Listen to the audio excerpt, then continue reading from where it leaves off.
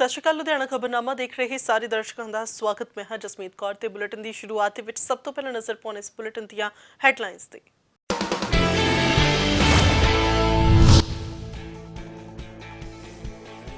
ਲੁਧਿਆਣਾ ਦੇ ਵਿੱਚ 25 ਜੂਨ ਤੱਕ ਕਰਫਿਊ ਦੇ ਵਿੱਚ ਇਜ਼ਾਫਾ। ਰਾਤ 8 ਵਜੇ ਤੋਂ ਸਵੇਰੇ 5 ਵਜੇ ਤੱਕ ਜਾਰੀ ਰਹੇਗਾ ਨਾਈਟ ਕਰਫਿਊ। ਸ਼ਾਮ 7:30 ਵਜੇ ਤੱਕ ਖੁੱਲ ਸਕਣਗੀਆਂ ਦੁਕਾਨਾਂ। ਰਾਤ 9 ਵਜੇ ਤੱਕ ਹੋ ਸਕੇਗੀ ਹੋਮ ਡਿਲੀਵਰੀ। ਐਤਵਾਰ ਨੂੰ ਰਹੇਗਾ ਵੀਕਐਂਡ ਕਰਫਿਊ।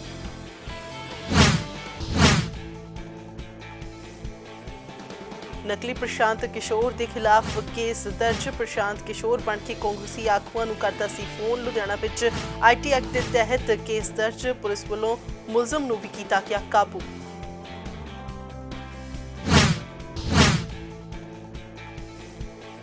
ਮੁੱਲਾਂਪੁਰ ਦਾਖਾ ਦੇ ਵਿੱਚ ਮਹਿਲਾ ਨਾਲ ਕੁੱਟਮਾਰ। ਗੁਆਂਢੀਆਂ ਤੇ ਲੱਗੇ ਕੁੱਟਮਾਰ ਦੇ ਦੋਸ਼। CCTV ਦੇ ਵਿੱਚ ਕੈਦ ਹੋਈਆਂ ਤਸਵੀਰਾਂ। ਲੁਧਿਆਣਾ ਪੁਲਿਸ ਕਮਿਸ਼ਨਰ ਨੂੰ ਇਨਸਾਫ ਦੀ ਮੰਗ ਨੂੰ ਲੈ ਕੇ ਸੌਂਪਿਆ ਗਿਆ ਮੰਗ ਪੱਤਰ।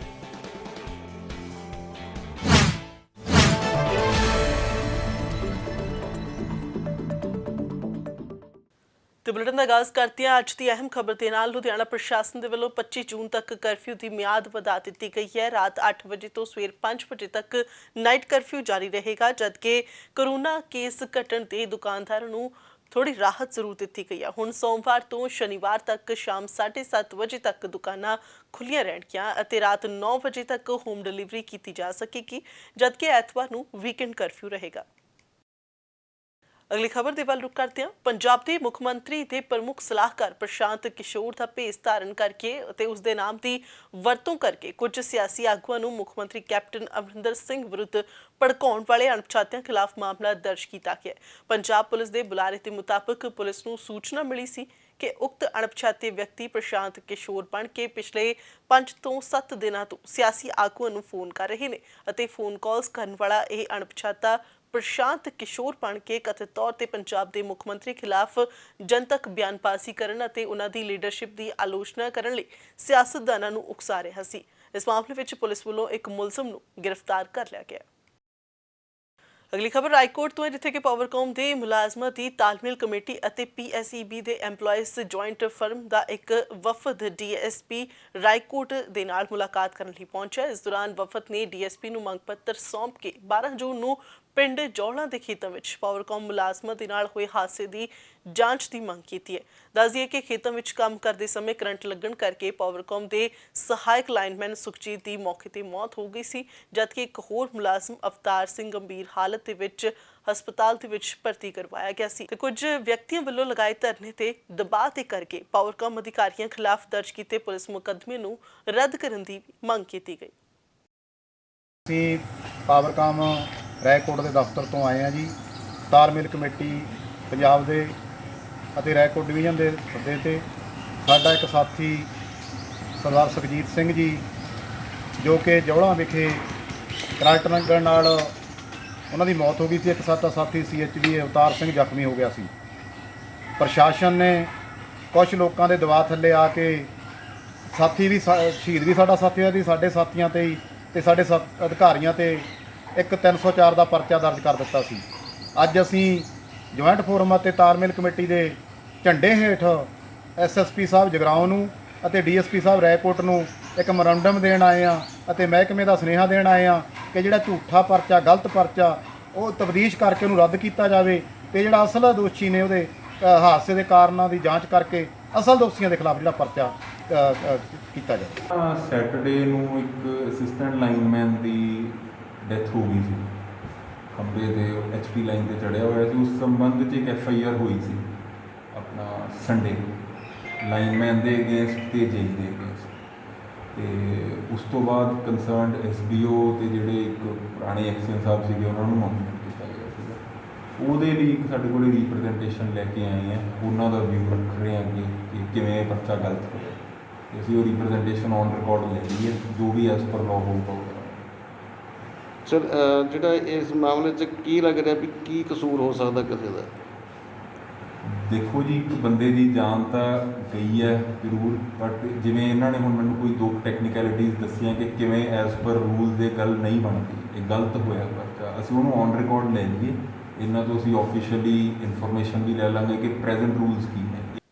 ਅਗਲੀ ਖਬਰ ਦੇ ਵੱਲ ਰੁਕ ਕਰਦੇ ਹਾਂ। ਲੁਧਿਆਣਾ ਤੋਂ ਸਾਂਸਦ ਰਵਨੀਤ ਬਿੱਟੂ ਦੇ ਵੱਲੋਂ ਦਿੱਤੇ ਗਏ ਵਿਵਾਦਿਤ ਬਿਆਨ ਤੋਂ ਬਾਅਦ ਤਲਖੀ ਵੱਧਦੀ ਹੋਈ ਨਜ਼ਰ ਆ ਰਹੀ ਹੈ ਅਤੇ ਬਿੱਟੂ ਦੇ ਖਿਲਾਫ ਪ੍ਰਦਰਸ਼ਨਾਂ ਦਾ ਸਿਲਸਿਲਾ ਜਾਰੀ ਹੈ। ਇਸੇ ਤਹਿਤ ਲੁਧਿਆਣਾ ਦੇ ਵਿੱਚ ਭਾਜਪਾ ਐਸਸੀ ਮੋਰਚਾ ਦੇ ਵੱਲੋਂ ਰਵਨੀਤ ਬਿੱਟੂ ਖਿਲਾਫ ਉਸਦੇ ਘਰ ਦੇ ਬਾਹਰ ਪੁਤਲਾ ਫੂਕ ਮੁਜ਼ਾਹਰਾ ਕੀਤਾ ਗਿਆ ਅਤੇ ਉਸਦੇ ਵਿਵਾਦਿਤ ਬਿਆਨ ਤੇ ਬਿੱਟੂ ਖਿਲਾਫ ਕਾਰਵਾਈ ਦੀ ਮੰਗ ਕੀਤੀ ਗਈ। ਕਾਬਿਲ ਗੌਰ ਹੈ ਕਿ ਰਵਨੀਤ ਬਿੱਟੂ ਦੇ ਵੱਲੋਂ 2 ਪਵਿੱਤਰ ਵਿਧਾਨ ਸਭਾ ਅਹੁਦੇ ਬਸਪਾ ਨੂੰ ਦੇਣ ਤੇ ਸਵਾਲ ਚੁੱਕੇ ਗਏ ਸਨ, ਜਿਸ ਤੋਂ ਬਾਅਦ ਵਿਰੋਧੀਆਂ ਦੇ ਵੱਲੋਂ ਲਗਾਤਾਰ ਉਸ ਦਾ ਵਿਰੋਧ ਕੀਤਾ ਜਾ ਰਿਹਾ ਹੈ। ਅੱਜ ਦੇ ਪ੍ਰੋਟੈਸਟ ਦੀ ਅਸੀਂ ਸਾਫ਼ ਲਫ਼ਜ਼ਾਂ ਵਿੱਚ ਪਹਿਲਾਂ ਤਾਂ ਨਿੰਦਾ ਕਰਦੇ ਹਾਂ ਜੋ ਇਹਨਾਂ ਨੇ ਬਿਆਨ ਦਿੱਤਾ ਪਿਛਲੇ ਦਿਨੀ, ਬੜਾ ਦੁਰਭਾਗਿਆਪੂਰਨ ਹੈ। ਔਰ ਰਹੀ ਗੱਲ ਰਵਨੀਤ ਸਿੰਘ ਬਿੱਟੂ ਜੀ ਦੀ, ਉਹਨਾਂ ਦਾ ਤਾਂ ਕੰਮ ਹੀ ਸਿਰਫ ਇਦਾਂ ਦੇ ਘਟੀਆ ਕਿਸਮ ਦਾ ਪ੍ਰੋਟੈਸਟ ਜਾਂ ਕਿਤੇ ਵੀ ਕੋਈ ਨਾ ਕੋਈ ਬਿਆਨ ਦੇ ਕੇ ਊਟ ਪਟੰਗ ਸੁਰਖੀਆਂ ਬਟੋਰਨਾ। ਅਗਰ ਐਸੀ ਸਮਾਜ ਦੀ ਗੱਲ ਕਰਦੇ ਹਾਂ, 70 ਸਾਲ ਤੱਕ ਦੇਸ਼ ਦੇ ਵਿੱਚ ਸੱਤਾ 'ਚ ਰਹਿਣ ਵਾਲੀ ਕਾਂਗਰਸ ਕਿਹੜੇ ਮੂੰਹ ਨਾਲ ਇਹ ਗੱਲ ਕਰਦੀ ਹੈ ਸਾਡੇ ਸਮਾਜ ਦੀ? ਪੰਜਾਬ ਦੇ ਵਿੱਚ 36% ਤੋਂ ਵੱਧ ਸਾਡੀ ਆਬਾਦੀ ਹੈ।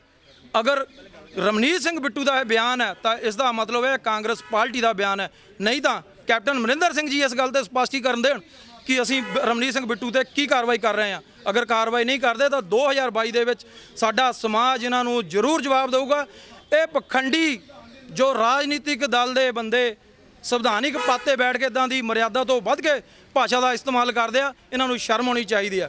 ਅੱਜ ਲੁਧਿਆਣਾ ਬੀਜੇਪੀ ਐਸਸੀ ਮੋਰਚਾ ਦੇ ਜ਼ਿਲ੍ਹਾ ਅਧਿਕਸ਼ ਕੁਲਵਿੰਦਰ ਸਿੰਘ ਜੀ ਦੀ ਅਗਵਾਈ ਵਿੱਚ ਲੁਧਿਆਣਾ ਦੇ ਐਮਪੀ ਰਵਨੀਤ ਸਿੰਘ ਬਿੱਟੂ ਜੀ ਦੇ ਖਿਲਾਫ ਅੱਜ ਉਹਨਾਂ ਦਾ ਪੁਤਲਾ ਸਾੜਿਆ ਗਿਆ, ਜੋ ਕਿ ਕੁਝ ਦਿਨ ਪਹਿਲਾਂ ਉਹਨਾਂ ਨੇ ਦਲਿਤ ਸਮਾਜ ਦੇ ਉੱਪਰ ਬਹੁਤ ਹੀ ਭੱਦੀ ਭਾਸ਼ਾ ਕਹਿ ਕੇ ਦਲਿਤ ਸਮਾਜ ਦਾ ਬਹੁਤ ਵੱਡਾ ਅਪਮਾਨ ਕੀਤਾ ਹੈਗਾ। ਮੈਂ ਪੰਜਾਬ ਸਰਕਾਰ ਤੇ ਸੈਂਟਰ ਗੌਰਮੈਂਟ ਤੇ ਲੁਧਿਆਣਾ ਦੇ ਕਮਿਸ਼ਨਰ ਸਾਹਿਬ ਨੂੰ ਬੇਨਤੀ ਕਰੂੰਗਾ, ਦਲਿਤਾਂ ਦੇ ਉੱਪਰ ਜਿਹੜੀ ਇਹਨਾਂ ਨੇ ਬਹੁਤ ਹੀ ਭੱਦੀ ਗੱਲ ਕੀਤੀ ਹੈਗੀ ਬਿੱਟੂ ਨੂੰ, ਇਹਨਾਂ ਦੇ ਉੱਤੇ ਜਲਦ ਤੋਂ ਜਲਦ ਇਸੇ ਐਕਟ ਦਾ ਪਰਚਾ ਹੋਵੇ ਤੇ ਹੋ ਸਕੇ ਇੱਦਾਂ ਦੇ ਦਲਿਤ ਵਿਰੋਧੀ ਸੰਸਦ ਦੇ ਉੱਪਰ ਪਰਚਾ ਚਲਾ ਕੇ ਕਾਰਵਾਈ ਚਲਾ ਕੇ ਤੇ ਇੱਦਾਂ ਦੇ ਦਲਿਤ ਵਿਰੋਧੀ ਨੂੰ ਜੇਲ੍ਹ ਦੇ ਪਿੱਛੇ ਸੱਟ ਕੇ ਹਵਾਲਾ ਦੇ ਪਿੱਛੇ ਸਬਕ ਸਿਖਾਇਆ ਜਾਏ ਤਾਂ ਕਿ ਕੋਈ ਦਲਿਤ ਵਿਰੋਧੀ ਇੱਦਾਂ ਦੀ ਮੱਧ ਭਾਸ਼ਾ ਨਾ ਬੋਲ ਸਕੇ। ਅਗਲੀ ਖਬਰ ਦੇ ਵੱਲ ਰੁਕ ਕਰਦੇ ਹਾਂ। ਪੋਸਟ ਮੈਟ੍ਰਿਕ ਸਕਾਲਰਸ਼ਿਪ ਘੁਟਾਲੇ ਮਾਮਲੇ ਨੂੰ ਲੈ ਕੇ ਆਮ ਆਦਮੀ ਪਾਰਟੀ ਦੇ ਵੱਲੋਂ ਸੂਬੇ ਭਰ ਦੇ ਵਿੱਚ ਭੁੱਖ ਹੜਤਾਲ ਕੀਤੀ ਜਾ ਰਹੀ ਹੈ ਅਤੇ ਲੁਧਿਆਣਾ ਦੇ ਵਿੱਚ ਦੂਜੇ ਦਿਨ ਵੀ ਆਮ ਆਦਮੀ ਪਾਰਟੀ ਦੀ ਭੁੱਖ ਹੜਤਾਲ ਜਾਰੀ ਰਹੀ, ਜਿਸ ਦੇ ਵਿੱਚ ਵਿਸ਼ੇਸ਼ ਤੌਰ ਤੇ ਆਮ ਆਦਮੀ ਪਾਰਟੀ ਦੇ 2 ਵਿਧਾਇਕ ਜੈ ਕਿਸ਼ਨ ਸਿੰਘ ਰੋੜੀ ਅਤੇ ਵਿਧਾਇਕ ਕੁਲਵੰਤ ਸਿੰਘ ਪੰਡੋਰੀ ਜਲੰਧਰ ਬਾਈਪਾਸ ਵਿਖੇ ਪਹੁੰਚੇ, ਜਿੱਥੇ ਉਹਨਾਂ ਨੇ ਸਾਧੂ ਸਿੰਘ ਧਰਮਸੋਤ ਦੇ ਅਸਤੀਫੇ ਦੀ ਮੰਗ ਕੀਤੀ ਅਤੇ ਉਹਨਾਂ ਤੇ ਕਾਨੂੰਨੀ ਕਾਰਵਾਈ ਦੀ ਵੀ ਮੰਗ ਕੀਤੀ ਹੈ ਅਤੇ ਇਸ ਦੇ ਨਾਲ ਹੀ ਉਹਨਾਂ ਕਿਹਾ ਕਿ ਪੰਜਾਬ ਦੇ ਲੋਕ ਕੈਪਟਨ ਸਰਕਾਰ ਤੋਂ ਬੇਹੱਦ ਦੁਖੀ ਨੇ। ਸੋ ਇਸ ਨੂੰ ਲੈ ਕੇ ਉਹਨਾਂ ਨੇ ਸੂਬਾ ਸਰਕਾਰ ਦੀ ਨਿਖੇਧੀ ਵੀ ਕੀਤੀ ਹੈ। ਪਰ ਅੱਜ 4 ਸਾਲ ਬੀਤ ਗਏ ਨੇ, ਪਿਛਲਾ ਹਿਸਾਬ ਨਾ ਕਰਕੇ ਅੱਜ ਆਪਣੇ ਮੰਤਰੀਆਂ ਦੇ ਨਾਲ ਹਿਸਾਬ ਕਰੀ ਬੈਠੇ ਨੇ ਕਿ ਮੇਰਾ ਹਿੱਸਾ ਵਿੱਚੋਂ ਕਿੰਨਾ ਬਣਦਾ। ਸਾਧੂ ਸਿੰਘ ਧਰਮਸੋਤ ਜੀ ਮੰਤਰੀ ਬਣੇ ਨੇ, ਬਾਬਾ ਸਾਹਿਬ ਅੰਬੇਦਕਰ ਜੀ ਦਿੱਤੀ ਦੀ ਵੋਟ ਦੇ ਅਨੁਸਾਰ ਬਣੇ ਨੇ, ਉਹ ਫਿਰ ਵੀ ਕਹਿੰਦੇ ਨੇ ਕਿ ਮੈਂ ਤਾਂ ਕੈਪਟਨ ਦਾ ਸਿਰੀ ਹਾਂ। ਅੱਜ ਉਹ ਦਲਿਤ ਬੱਚਿਆਂ ਦੇ 64 ਕਰੋੜ ਰੁਪਏ ਦਾ ਘੁਟਾਲਾ ਕੀਤਾ ਹੋਇਆ ਤੇ ਕੈਪਟਨ ਸਾਹਿਬ ਉਹਨਾਂ ਨੂੰ ਆਪਣੀ ਬਾਈਟ ਜਿਹੜੀ ਕਲੀਨ ਚਿੱਟ ਦੇ ਰਹੇ ਨੇ। ਜਦੋਂ ਕੈਪਟਨ ਸਾਹਿਬ ਨੂੰ ਇੱਕੋ ਆਪਾਂ ਤਾਂ ਗੱਲ ਕਹਿਣੀ ਚਾਹੁੰਦੇ ਆ ਕਿ ਹੱਕਾਂ ਲਈ ਜੋ ਲੜਦੇ ਲੋਕ, ਜੇਲ੍ਹਾਂ ਤੋਂ ਨਹੀਂ ਡਰਦੇ ਲੋਕ, ਗਿਆਸਪੁਰਾ ਸਾਹਿਬ ਖੜੇ ਨੇ, ਚੱਕ ਕੇ ਸਾਡੀ ਸਾਰੀ ਟੀਮ ਨੂੰ ਥਾਣੇ ਡੱਕਦੇ ਨੇ, FIR ਦਾ ਧਮਕੀ ਦਿੰਦੇ ਨੇ। ਅੱਜ ਸਾਨੂੰ ਭੁੱਖ ਹੜਤਾਲ ਦੀ ਜ਼ਰੂਰਤ ਕਿਉਂ ਪਈ? ਕਿਉਂਕਿ ਇਹਨਾਂ ਦੇ ਚੋਰ ਮੰਤਰੀ ਜੋ 2 ਲੱਖ ਬੱਚਿਆਂ ਦਾ ਭਵਿੱਖ, 80 ਬੱਚਿਆਂ ਦਾ ਭਵਿੱਖ ਖਤਰੇ ਦੇ ਵਿੱਚ ਪਾ ਦਿੱਤਾ, ਤਾਂ ਉਹਦੇ ਖਿਲਾਫ ਅੱਜ ਆਮ ਆਦਮੀ ਪਾਰਟੀ ਉਤਰੀ ਹੈ ਤਾਂ ਸੜਕਾਂ ਤੇ ਇਸ ਲੈ ਕੇ ਉਤਰੀ ਹੈ। ਕਿਉਂਕਿ ਜਿਨ੍ਹਾਂ ਬੱਚਿਆਂ ਨੂੰ ਸਕੂਲ ਦੇ ਵਿੱਚੋਂ ਰੋਲ ਨੰਬਰ ਨਹੀਂ ਮਿਲੇ, ਡਿਗਰੀਆਂ ਨਹੀਂ ਮਿਲੀਆਂ, ਉਹਨਾਂ ਦਾ ਵਜ਼ੀਫਾ ਜਿਹੜਾ 64 ਕਰੋੜ ਰੁਪਏ ਦਾ ਘੁਟਾਲਾ ਕਰਕੇ ਕੈਪਟਨ ਸਾਹਿਬ ਦਾ ਮੰਤਰੀ ਅੱਜ ਮਹਿਲਾਂ ਦੇ ਵਿੱਚ ਬੈਠਾ ਹੋਇਆ ਤੇ ਅਸੀਂ ਕੈਪਟਨ ਸਾਹਿਬ ਤੋਂ ਹਿਸਾਬ ਮੰਗਦੇ ਹਾਂ। ਜਦੋਂ ਅਸੀਂ ਪਾਰਟੀ ਸਾਡੇ ਵਲੰਟੀਅਰ ਧਰਨਾ ਲਾਉਣ ਆਉਂਦੇ ਆ ਤੇ ਇਹ ਧਰਨਾ ਲਾਉਣ ਵਾਲੇ ਦੇ ਉੱਤੇ ਸਾਡੇ ਉੱਤੇ ਪਰਚੇ ਕਰਦੇ ਆ। ਪਰਚਾ ਕਿਹਦੇ ਤੇ ਹੋ ਸਕਦਾ? ਆਮ ਆਦਮੀ ਪਾਰਟੀ ਵਿਗਾੜ ਕੇ ਕਹਿ ਰਹੀ ਹੈ ਕਿ ਸਾਧੂ ਸਿੰਘ ਧਰਮਸਰੋਤ ਚੋਰ ਆ ਤੇ ਪਰਚਾ ਚੋਰਾਂ ਤੇ ਹੋਣਾ ਚਾਹੀਦਾ। ਅਸੀਂ ਉਦੋਂ ਤੱਕ ਲੜਾਈ ਲੜਾਂਗੇ ਜਦੋਂ ਇਹ ਐਸੀ ਬੱਚਿਆਂ ਦੇ ਇੱਕ ਪੈਸੇ ਦਾ ਹਿਸਾਬ ਨਹੀਂ ਲੈ ਲੈਂਦੇ। ਮੁੱਲਾਂਪੁਰ ਦਾਖਾ ਦਾ ਰੁਖ ਕਰਦੇ ਹਾਂ, ਜਿੱਥੇ ਝਗੜੇ ਦੌਰਾਨ ਪੀੜਤ ਪਰਿਵਾਰ ਨੇ ਇਨਸਾਫ ਦੀ ਮੰਗ ਨੂੰ ਲੈ ਕੇ ਲੁਧਿਆਣਾ ਪੁਲਿਸ ਕਮਿਸ਼ਨਰ ਨੂੰ ਸ਼ਿਕਾਇਤ ਦਿੱਤੀ ਹੈ। ਇਸ ਕੁੱਟਮਾਰ ਦੀ ਤਸਵੀਰਾਂ ਜਿਹੜੀਆਂ ਨੇ ਉਹ CCTV ਕੈਮਰੇ ਦੇ ਵਿੱਚ ਵੀ ਕੈਦ ਹੋਈਆਂ ਨੇ। ਇਸ ਦੌਰਾਨ ਪੀੜਤ ਮਹਿਲਾ ਨੇ ਕਿਹਾ ਕਿ ਬਿਜਲੀ ਦੀ ਤਾਰ ਨੂੰ ਲੈ ਕੇ ਗੁਆਂਢੀਆਂ ਨੇ ਉਹਨਾਂ ਦੀ ਕੁੱਟਮਾਰ ਕੀਤੀ ਹੈ। ਉਹਨਾਂ ਇਸ ਸੰਬੰਧ ਵਿੱਚ ਸ਼ਿਕਾਇਤ ਦੇਣ ਦੇ ਬਾਵਜੂਦ ਕੋਈ ਸੁਣਵਾਈ ਨਾ ਹੋਣ ਦੇ ਦੋਸ਼ ਲਾਏ ਨੇ ਅਤੇ ਪੁਲਿਸ ਪ੍ਰਸ਼ਾਸਨ ਤੋਂ ਇਨਸਾਫ ਦੀ ਗੁਹਾਰ ਲਗਾਈ ਹੈ।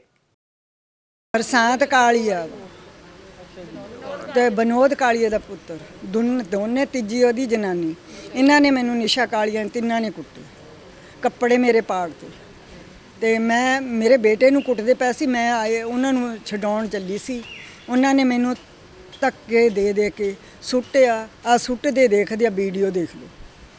ਤੇ ਉਸ ਤੋਂ ਬਾਅਦ ਉਹਦੀ ਜਨਾਨੀ ਮੇਰੇ ਸੋਟੀਆਂ ਮਾਰਦੀ ਹੈ ਤੇ ਉਹ ਵੀ ਗਵਾਂਢ ਹੈਗਾ ਸੀਗਾ ਕੈਮਰਾ ਉਹਦੇ ਵਿੱਚ ਆਇਆ ਹੋਇਆ।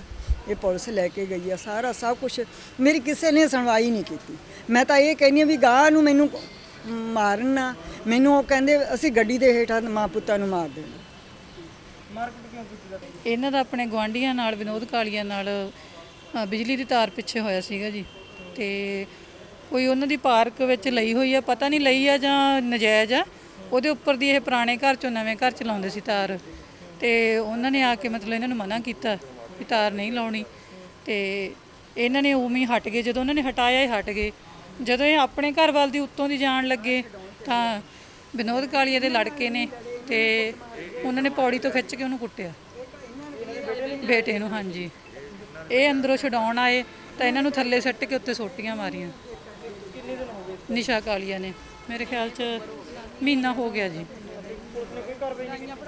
ਪੁਲਿਸ ਨੇ ਕਾਰਵਾਈ ਜਾਂਦੇ ਆ ਉੱਥੇ, ਉਹ ਬੁਲਾਉਂਦੇ ਆ ਪਰ ਕੰਪਰੋਮਾਈਜ਼ ਕਰਨ ਨੂੰ ਸ਼ਾਇਦ ਕਹਿੰਦੇ ਆ। ਇਹ ਕਹਿੰਦੇ ਮੈਂ ਕੰਪਰੋਮਾਈਜ਼ ਨਹੀਂ ਕਰਨਾ। ਲੰਮੇ ਸਮੇਂ ਤੋਂ ਸੰਘਰਸ਼ ਕਰ ਰਹੇ Punjab roadways Punbus contractor workers union ਦੇ ਵੱਲੋਂ ਪ੍ਰੈਸ ਕਾਨਫਰੰਸ ਕੀਤੀ ਗਈ, ਜਿਸ ਵਿੱਚ ਉਹਨਾਂ ਕਿਹਾ ਕਿ ਉਹ ਲੰਮੇ ਸਮੇਂ ਤੋਂ ਸੰਘਰਸ਼ ਕਰ ਰਹੇ ਨੇ ਪਰ ਸਰਕਾਰ ਉਹਨਾਂ ਦੀਆਂ ਮੰਗਾਂ ਵੱਲ ਧਿਆਨ ਨਹੀਂ ਦੇ ਰਹੀ ਹੈ ਅਤੇ ਨਾ ਹੀ ਉਹਨਾਂ ਨੂੰ ਪੱਕਾ ਕੀਤਾ ਜਾ ਰਿਹਾ।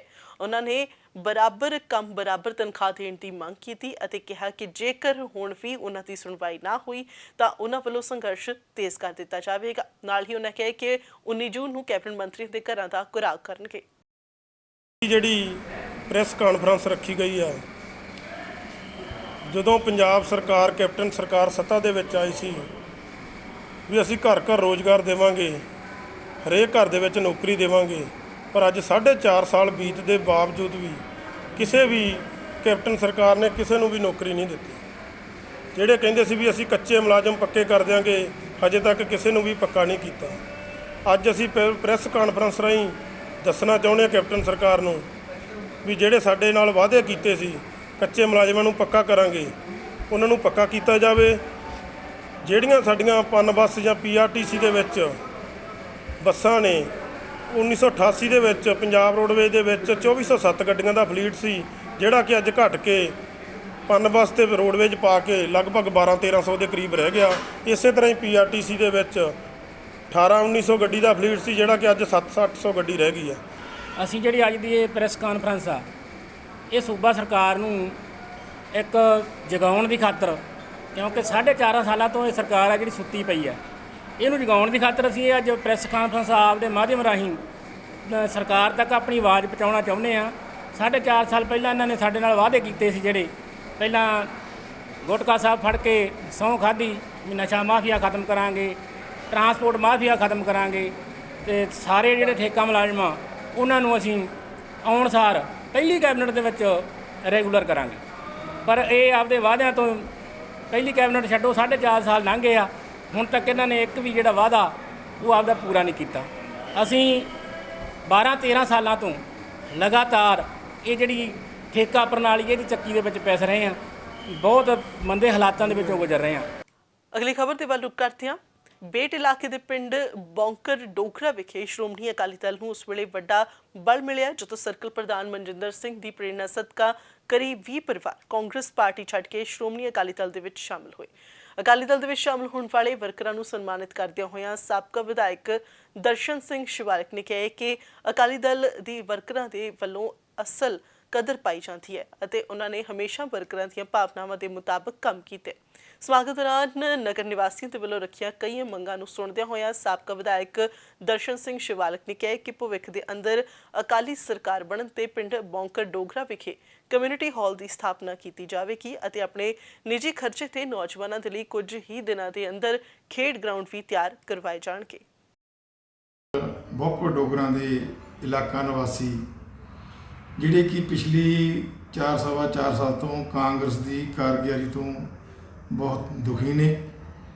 ਨਾ ਹੀ ਇਸ ਨਗਰ ਦੇ ਵਿੱਚ ਕੋਈ ਵਿਕਾਸ ਦਾ ਕੰਮ ਹੋਇਆ, ਨਾ ਹੀ ਚੁਣਿਆ ਹੋਇਆ ਨੁਮਾਇੰਦਾ ਨਗਰ ਦੇ ਵਿੱਚ ਆਇਆ ਤੇ ਨਾ ਹੀ ਇਹ ਗਿਆ ਤੇ ਇਹਨਾਂ ਨੂੰ ਮਿਲਿਆ ਵਾ।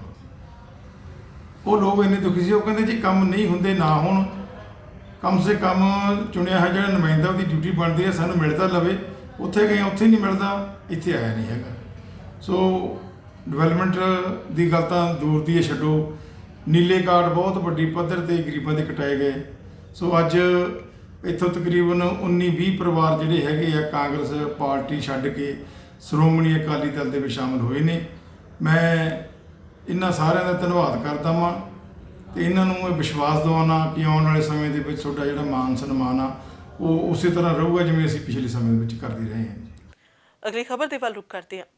ਕੋਰੋਨਾ ਦੀ ਰੋਕਥਾਮ ਲਈ ਯਤਨ ਲਗਾਤਾਰ ਜਾਰੀ ਨੇ। ਇਸ ਲੜੀ ਤਹਿਤ ਲੁਧਿਆਣਾ ਦੇ ਵਾਰਡ ਨੰਬਰ 63 ਦੇ ਵਿੱਚ ਪ੍ਰੇਮ ਨਗਰ ਇਸਲਾਮਗੰਜ ਇਲਾਕੇ ਦੇ ਵਿੱਚ 18 ਤੋਂ 44 ਸਾਲ ਦੇ ਲੋਕਾਂ ਦੇ ਲਈ ਕੋਰੋਨਾ ਵੈਕਸੀਨ ਦਾ ਕੈਂਪ ਲਗਾਇਆ ਗਿਆ ਅਤੇ ਇਸ ਦੌਰਾਨ ਮਾਹਿਰ ਡਾਕਟਰਾਂ ਦੀ ਟੀਮ ਨੇ ਪਹੁੰਚ ਕੇ 300 ਦੇ ਕਰੀਬ ਲੋਕਾਂ ਨੂੰ ਕੋਰੋਨਾ ਵੈਕਸੀਨ ਲਗਾਈ ਅਤੇ ਕੋਰੋਨਾ ਨਿਯਮਾਂ ਦੀ ਪਾਲਣਾ ਕਰਨ ਦੀ ਵੀ ਅਪੀਲ ਕੀਤੀ ਗਈ। ਕਦਵਾਈ ਨਗਰ ਮੰਡਲ ਦੇ ਵਾਰਡ ਨੰਬਰ 63 ਦੇ ਵਿੱਚ ਕਰੋਨਾ ਵੈਕਸੀਨੇਸ਼ਨ ਜਿਹੜਾ ਕੈਂਪ ਲੱਗਿਆ ਆ ਔਰ ਤੁਸੀਂ ਦੇਖਿਆ ਕਿ ਵੀ ਲਗਾਤਾਰ ਸਾਨੂੰ ਜਿਹੜੇ ਇੱਥੇ ਜ਼ਰੂਰਤ ਆ ਕੈਂਪ ਦੀ ਕਰੋਨਾ ਵੈਕਸੀਨ ਜਿਹੜੇ ਆ ਉਹ ਲੱਗੇ ਕਿਉਂਕਿ ਅੱਜ 300 ਦੇ ਕਰੀਬ ਆਇਆ ਔਰ ਉਹ ਵੀ ਜਿਹੜੇ ਆ ਹਜੇ ਘਟ ਗਿਆ ਆ।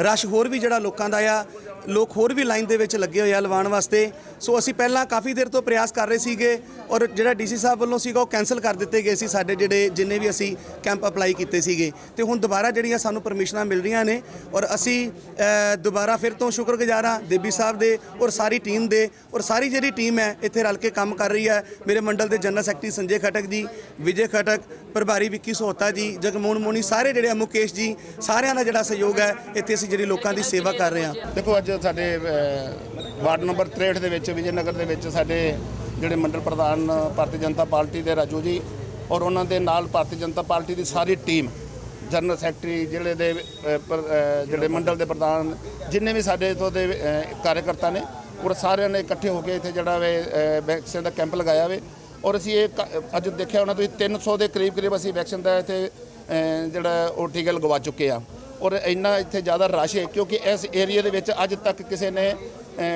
ਕੋਸ਼ਿਸ਼ ਨਹੀਂ ਕੀਤੀ ਔਰ ਇੱਥੇ ਕਾਂਗਰਸ ਦੀ ਸਰਕਾਰ ਹੋਣ ਕਰਕੇ ਜਿਹੜੇ ਅਸੀਂ ਪਹਿਲੋਂ ਜਿਹੜੇ ਤੁਹਾਡੇ ਭਰੇ ਸੀ ਫਾਰਮ ਵੀ ਸਾਨੂੰ ਤੇ ਪਰਮਿਸ਼ਨ ਦਿੱਤੀ ਜਾਵੇ ਉਹ ਸਾਡੇ ਡੀਸੀ ਸਾਹਿਬ ਨੇ ਕੈਂਸਲ ਕਰਤੀ ਸੀ। ਦੁਬਾਰਾ ਹੁਣ ਅਸੀਂ ਸ਼ੁਰੂ ਕੀਤਾ ਔਰ ਘੱਟੋ ਘੱਟ 5-7 ਦਿਨ ਅਸੀਂ ਇਸ ਏਰੀਆ ਦੇ ਵਿੱਚ ਰੈਗੂਲਰ ਜਿਹੜੇ ਕੈਂਪ ਲਗਾ ਕੇ ਤੇ ਸਾਰੇ ਏਰੀਆ ਦੇ ਵਿੱਚ ਅਸੀਂ ਜਿਹੜੇ ਵੈਕਸੀਨ ਦਾ ਟੀਕਾ ਲਗਵਾਉਣਾ ਚਾਹੁੰਦੇ ਹਾਂ ਔਰ ਮੇਰੀ ਸਾਰੇ ਭੈਣਾਂ ਅੱਗੇ ਭਰਾਵਾਂ ਅੱਗੇ ਬੇਨਤੀ ਹੈ ਵੀ ਤੁਸੀਂ ਸਾਰੇ ਵੈਕਸੀਨ ਦਾ ਟੀਕਾ ਜਿਹੜਾ ਜ਼ਰੂਰ ਲਗਵਾਓ ਕਿਉਂਕਿ ਅਗਰ ਕਰੋਨਾ ਮਹਾਮਾਰੀ ਨੂੰ ਅਸੀਂ ਭਜਾਣਾ ਹੈ ਔਰ ਇਹ ਤੋਂ ਰਾਹਤ ਪਾਣੀ ਹੈ ਤਾਂ ਸਾਨੂੰ ਵੈਕਸੀਨ ਦਾ ਟੀਕਾ ਜ਼ਰੂਰ ਲਗਵਾਉਣਾ ਚਾਹੀਦਾ।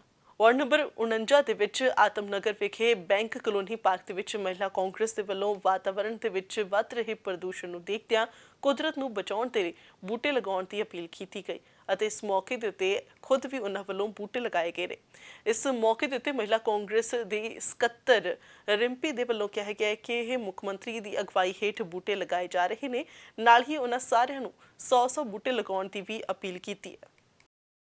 ਹਾਂਜੀ, ਮੈਂ ਰਿੰਪੀ ਜੌਰ ਆਤਮਨਗਰ ਤੋਂ ਮਹਿਲਾ ਕਾਂਗਰਸ ਤੋਂ ਸਕੱਤਰ ਜਨਰਲ ਸੈਕਟਰੀ ਔਰ ਪੰਜਾਬ ਪ੍ਰਦੇਸ਼ ਤੋਂ ਸਰਦਾਰ ਕੈਪਟਨ ਅਮਿੰਦਰ ਸਿੰਘ ਦੀ ਅਗਵਾਈ ਹੇਠ ਇਹ ਪੌਦਿਆਂ ਦਾ ਕਰ ਰਹੇ ਹਾਂ। ਅਸੀਂ ਉਹਦੇ ਵਿੱਚ ਮੈਂ ਆਪਣੇ ਸਾਰੇ ਏਰੀਏ ਵਾਲਿਆਂ ਨੂੰ, ਆਪਣੇ ਕਾਂਗਰਸ ਲੀਡਰ ਨੂੰ, ਸਭ ਨੂੰ ਇਹ ਕਹਿਣਾ ਚਾਹੁੰਦੀ ਹਾਂ ਕਿ 100 ਬੂਟੇ ਹਰ ਥਾਂ ਤੇ ਲਗਾਏ ਜਾਣ ਕਿਉਂਕਿ ਕਰੋਨਾ ਮਹਾਮਾਰੀ ਦੇ ਬਚਣ ਲਈ ਅਸੀਂ ਬਹੁਤ ਜ਼ਿਆਦਾ ਆਕਸੀਜਨ ਦੀ ਘਾਟ ਕਰੋਨਾ ਕਰਕੇ ਸਾਨੂੰ ਬਹੁਤ ਜ਼ਿਆਦਾ ਹੋ ਰਿਹਾ ਹੈ। ਅਸੀਂ ਇਹ ਕਹਿੰਦੇ ਹਾਂ ਕਿ ਜੋ ਵੀ ਹੈ ਸਾਡੇ 100 ਪੌਦੇ ਲਗਾ ਕੇ ਅਸੀਂ ਹਰ ਕਾਂਗਰਸ ਲੀਡਰ ਨੂੰ, ਮੈਂਬਰਸ ਨੂੰ ਇਹ ਕਰਨਾ ਚਾਹ ਰਹੇ ਹਾਂ। ਸੋ ਫਿਲਹਾਲ ਲੁਧਿਆਣਾ ਖਬਰਨਾਮਾ ਦੇ ਵਿੱਚ ਇੰਨਾ ਹੀ। ਪਰ ਜਾਣ ਤੋਂ ਪਹਿਲਾਂ ਇੱਕ ਵਾਰ ਫਿਰ ਤੋਂ ਨਜ਼ਰ ਪਾ ਲੈਂਦੇ ਹਾਂ ਇਸ ਬੁਲੇਟਿਨ ਦੀਆਂ ਹੈਡਲਾਈਨਸ ਤੇ।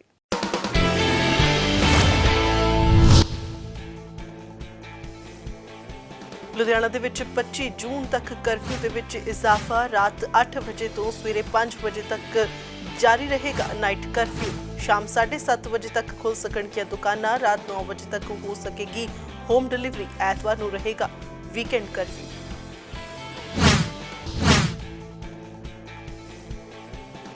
ਨਕਲੀ ਪ੍ਰਸ਼ਾਂਤ ਕਿਸ਼ੋਰ ਦੇ ਖਿਲਾਫ ਕੇਸ ਦਰਜ। ਪ੍ਰਸ਼ਾਂਤ ਕਿਸ਼ੋਰ ਬਣ ਕੇ ਕਾਂਗਰਸੀ ਆਗੂਆਂ ਨੂੰ ਕਰਦਾ ਸੀ ਫੋਨ। ਲੁਧਿਆਣਾ ਵਿੱਚ ਆਈਟੀ ਐਕਟ ਦੇ ਤਹਿਤ ਕੇਸ ਦਰਜ। ਪੁਲਿਸ ਵੱਲੋਂ ਮੁਲਜ਼ਮ ਨੂੰ ਵੀ ਕੀਤਾ ਗਿਆ ਕਾਬੂ।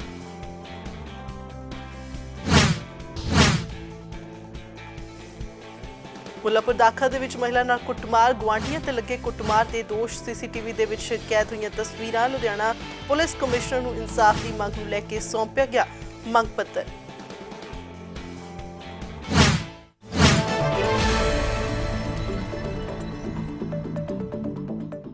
ਸੋ ਫਿਲਹਾਲ ਲੁਧਿਆਣਾ ਖਬਰਨਾਮਾ ਦੇ ਵਿੱਚ ਇਨੇ। ਜੇਕਰ ਤੁਹਾਡੇ ਕੋਲ ਇਸ ਬਾਬਤ ਕੋਈ ਵੀ ਸੁਝਾਅ ਜਾਂ ਜਾਣਕਾਰੀ ਹੈ ਤਾਂ ਤੁਸੀਂ ਸਾਨੂੰ ਸੰਪਰਕ ਕਰ ਸਕਦੇ ਹੋ news@fastway.in ਤੇ ਹੁਣ ਮੈਨੂੰ ਤੇ ਇਜਾਜ਼ਤ। ਧੰਨਵਾਦ।